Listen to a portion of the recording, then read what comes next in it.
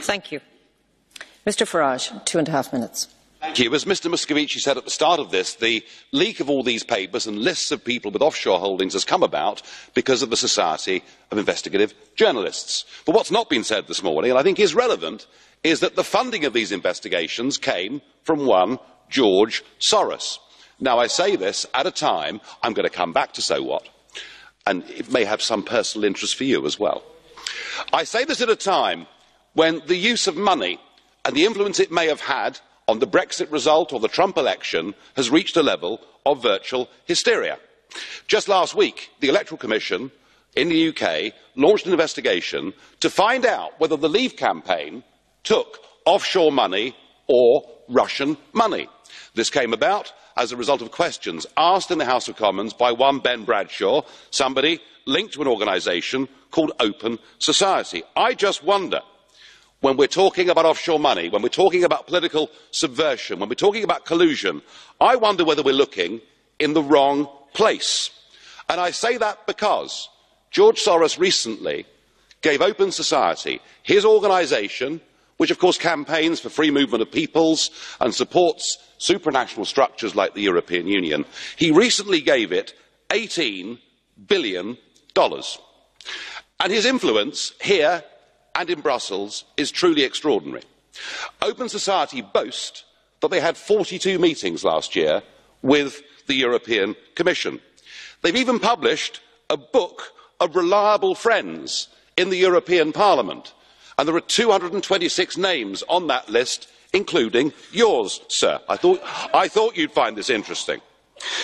We even had last week Mr Verhofstadt lobbying on behalf of Mr Soros at the Conference of Presidents in a battle that is going on with Viktor Orban, the Prime Minister of Hungary.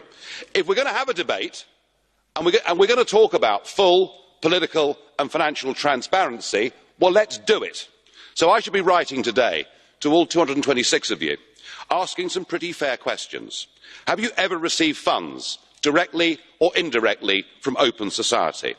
How many of their events have you attended?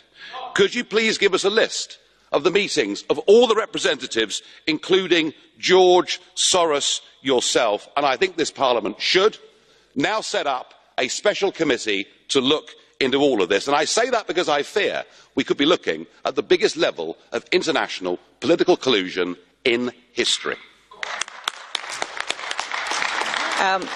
Mr Farage, there's a question from Madam Regner. Will you accept? Yes. Please put the question. 30 seconds. Thank you. You are diverting from the subject. We are discussing the subject of the Paradise Papers here. Are you in favour of the fact that in the British Virgin Islands and other tax havens there are tax structures that remain permissible? Yes or no? If you're going to completely ban people from putting money, which in many cases could be utterly legitimate investments, be it in the British Virgin Islands or the Bahamas or anywhere else, if you're going to do that, then please be consistent. Make sure that you ban the sale of duty-free cigarettes.